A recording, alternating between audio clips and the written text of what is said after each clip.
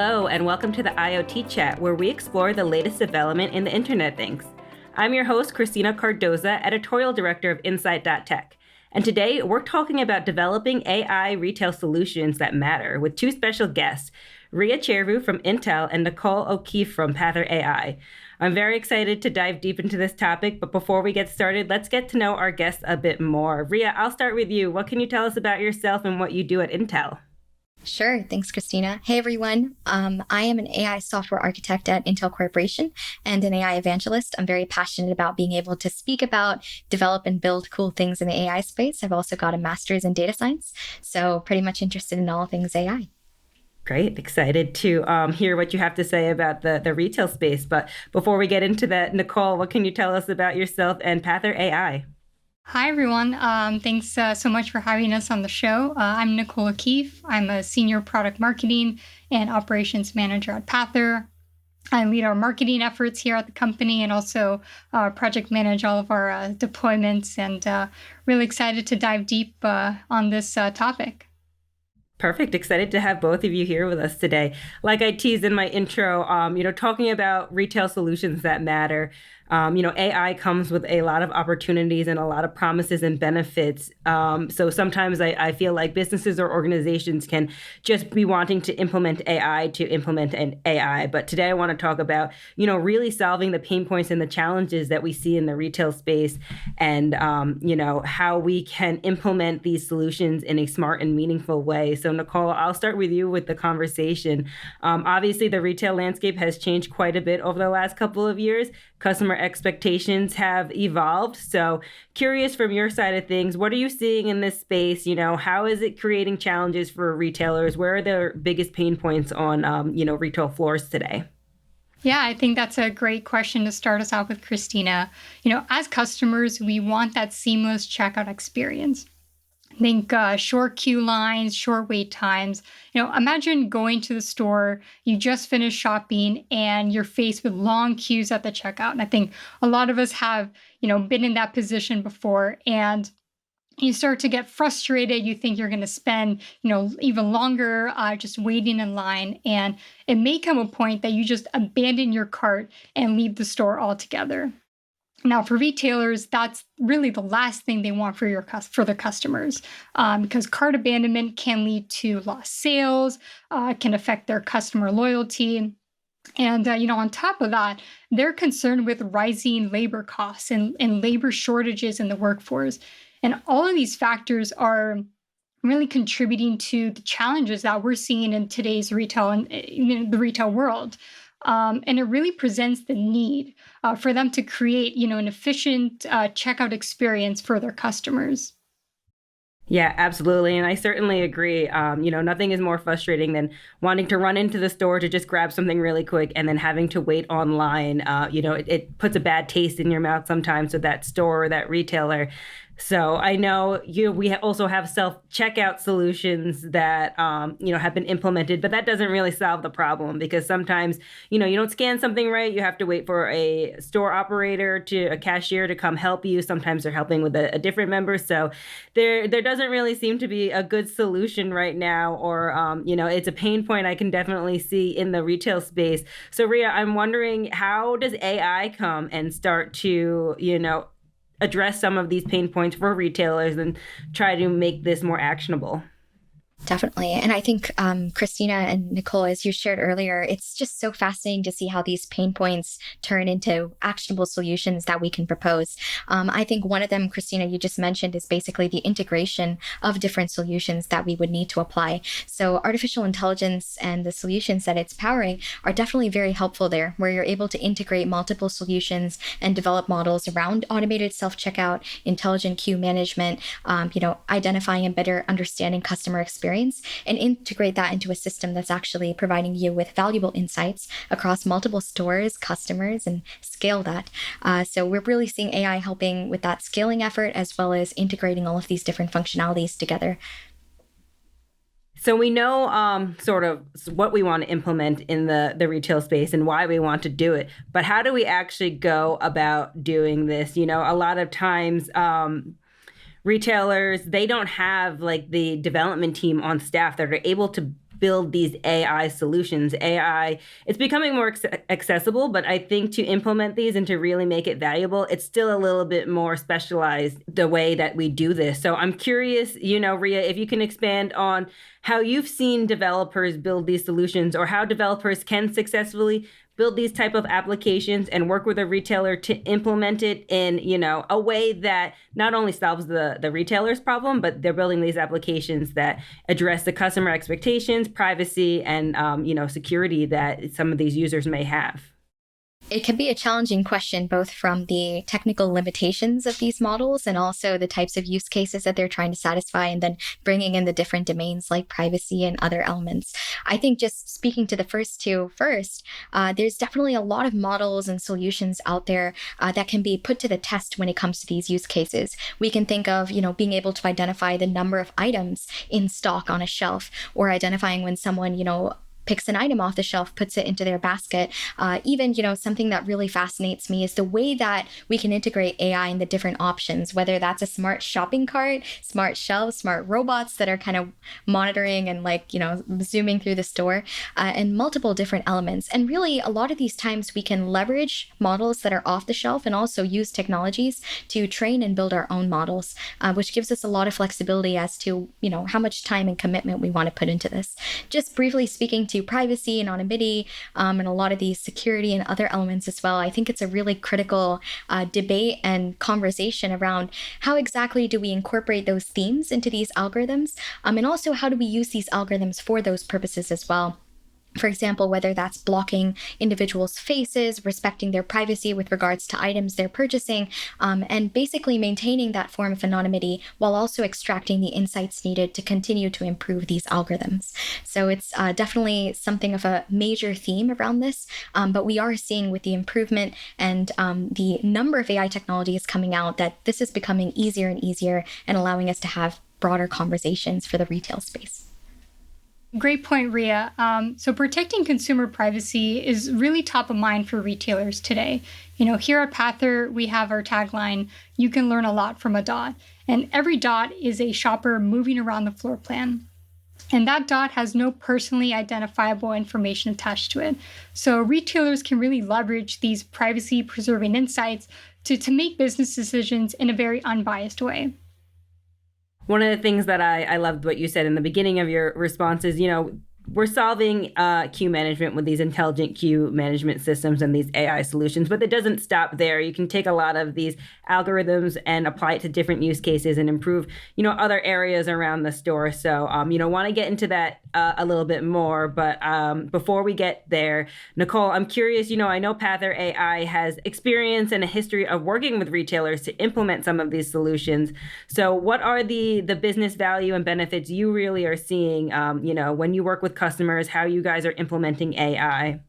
Yeah, no, great points, Christina. And I think Ria touched on some really key thoughts earlier around how are retailers and developers implementing it today. And I think one of the ways they can do that is through spatial intelligence. And spatial intelligence is all about measuring how people move and behave inside physical stores. Here at Pather, we leverage retailers' existing camera infrastructure, and we're able to provide insights, throughout their store, and in particular is around their checkouts. Understanding how long are the queue lines, how long are people waiting. And so for retailers, it's really important for them to kind of narrow down to, I want to reduce my operational costs. I want to improve operational efficiency. And when they leverage these insights, they're doing so in a very data-driven way. They're leveraging AI to make these decisions that really impact the growth of their business. Anything from allocating their resources more effectively, reducing unnecessary staffing costs. And they can even, understand, from a register point of view, how many registers are being used in a day.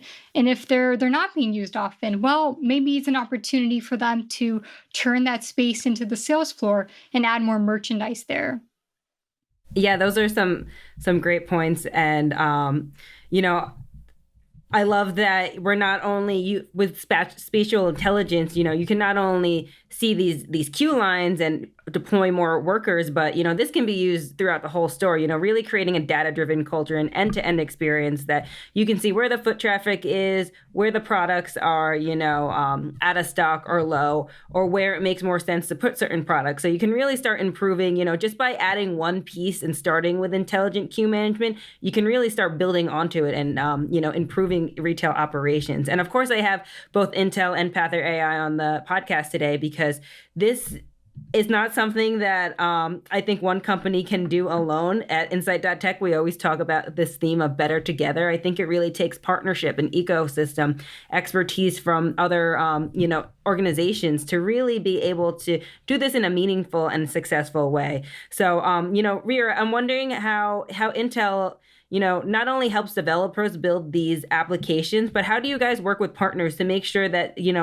companies and partners like Pather AI can really deploy these for their customers in a meaningful and valuable way?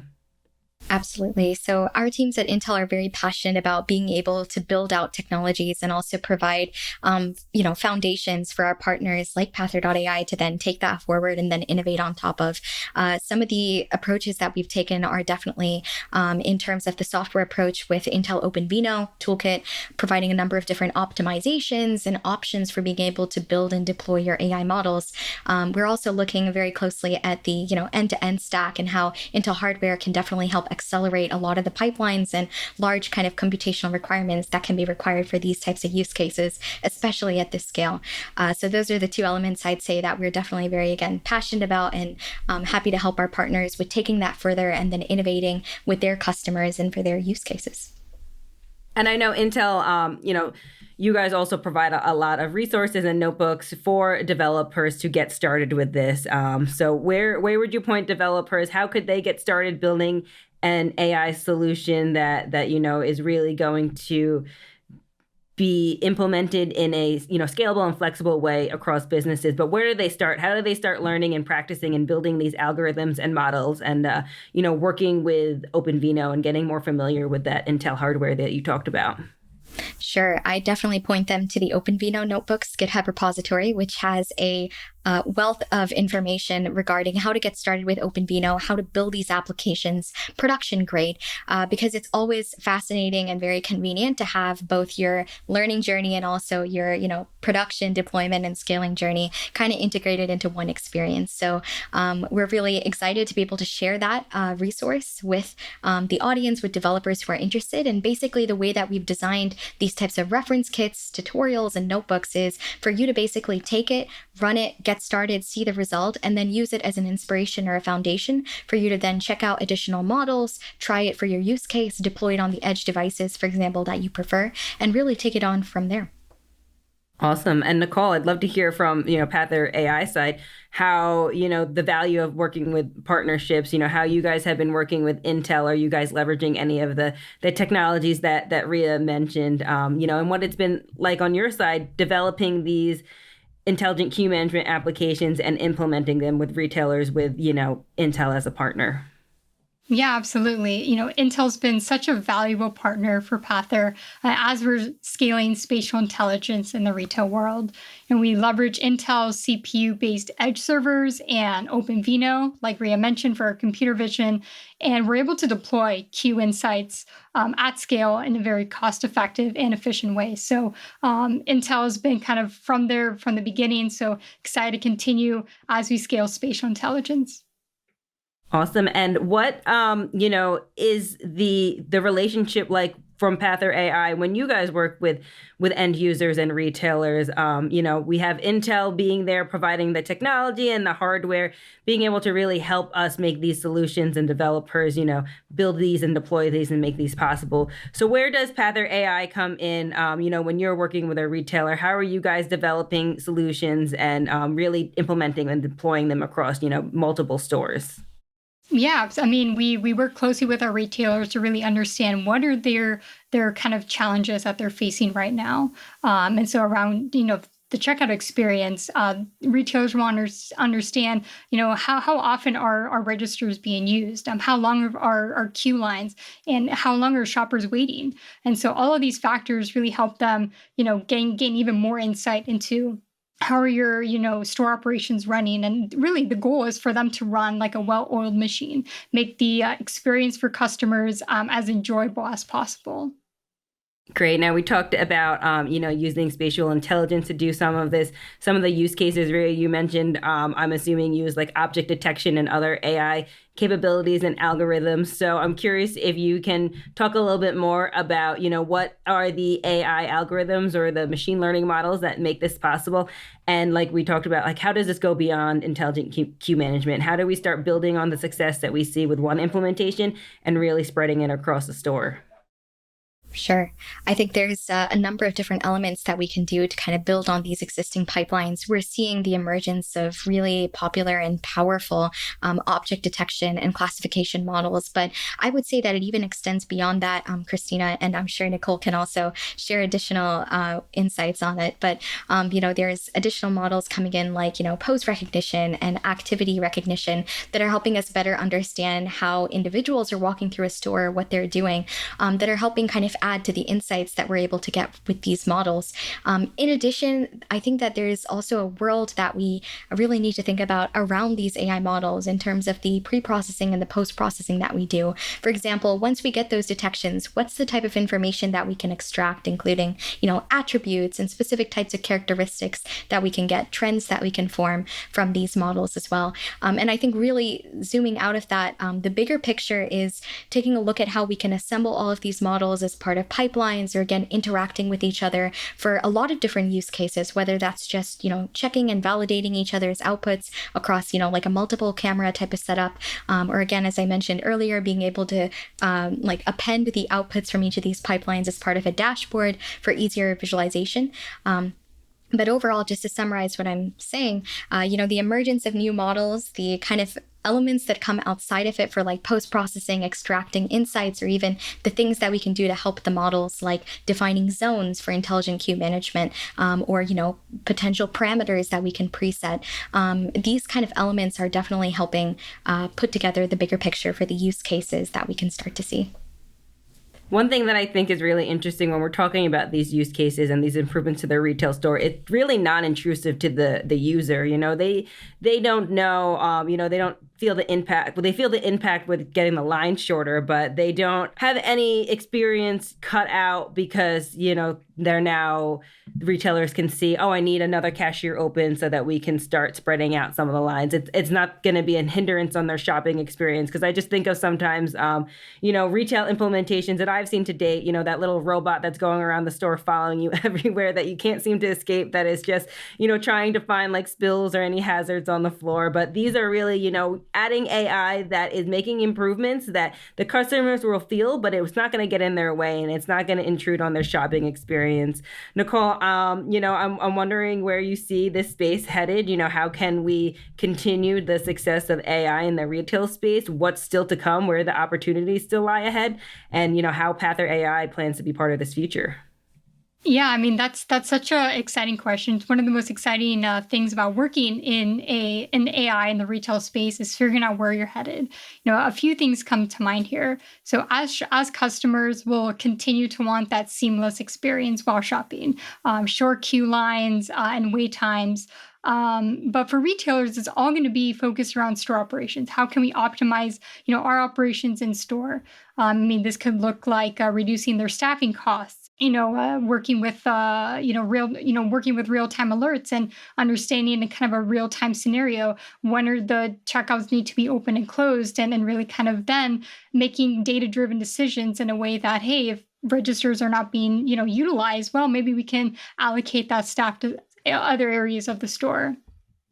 Another interesting trend that we touched on earlier was self-checkouts. A lot of retailers today are implementing self-checkouts alongside kind of the more traditional staff checkouts. And here at Path, we're also able to empower retailers with insights around staff checkouts or self-checkouts and help them understand the performance between these two. Great. Well, it's been a great conversation with you guys. I think we are running out of time, but before we go, I just wanted to throw it back to each of you. Any final thoughts or key takeaways you want to leave our listeners with? Ria, I'll start with you. What should developers know about AI in retail stores, where this going, how they can prepare, and where else Intel sees this space going? Sure. I think it's a very exciting space. I think you can see Nicole's enthusiasm when she's talking about the problem statement. And that's definitely something that we share at Intel, the enablement, the strategy, and also the enthusiasm that developers can get when they're solving problems that they have faced in real life, and know that, they can, create innovations and solutions that can do better. I think definitely when developers are kind of turning to, models and algorithms like YOLO V8 or, these types of models for object detection and classification, definitely thinking about the bigger picture, and better identifying, how their solution is fitting in a real world environment with all of the challenges and pain points that it can come with, knowing that AI models are still sometimes prone to failures, no matter how performant and powerful they are. I think these are a lot of insights that I personally learned as part of my developer journey, and something that we're working towards as a community. I'd say in terms of the future and where Intel and our teams kind of see, spatial intelligence and the retail space going, we're seeing a lot of these experiences being transformed by AI, and continuing to see that as well. And we're taking steps, I think, to getting to a point where everyone is comfortable with the way that technology is integrated into environments, and we're reaching a level of ease and convenience that we want to accomplish with new types of algorithms, reusing existing types, optimizing them, and accelerating them. Well, I can't wait to see what else Intel does in this space. I know that you guys are actively, trying to improve your solutions and make things easier for developers, make things easier for partners. OpenVINO just had, the 2023.0 release, where you guys really listened to developer feedback and pain points and added some more capabilities that makes it easier to develop these solutions. So can't wait to see how that continues to expand, in retail as time goes on. Nicole, any final thoughts or key takeaways you want to leave us with today? Sure. I mean, this has been such a fun and engaging conversation with you both. So thanks for having me on the show. I'll leave our listeners with this today. Consumer behavior is rapidly shifting. And, those retailers who will just kind of wait and see how that unfolds are going to be left behind. And really, the time to act through data is now. And one of the ways that they can stay ahead of the game is by using spatial intelligence with Pather. And alongside with Intel, I think it's a perfect combination. And one final takeaway that I would add, definitely for women in AI and developers who are female and who are driving areas in leadership, is to definitely continue pushing forward. There's definitely a lot of available technologies out there. And with the democratization of these, reference kits, implementations that you can go ahead and plug and use, I think that that's definitely a very big motivation for being able to get started in the field. So that's also something we could definitely want to see more of in the AI space. So I definitely recommend developers who are women, who, are minorities, who want to really get out there and see their voice being heard, consider driving your innovations in the retail space and getting started there. Yeah, absolutely. Great point, especially on a podcast where we have, three women in different leadership spaces representing their companies. I think that it's great to see, and I would love to see, more faces like us developing these solutions and being part of this AI and retail movement. So with that, I just want to thank you both again for the insightful and informative conversation. And thanks for our listeners for tuning in. Until next time, this has been the IoT Chat.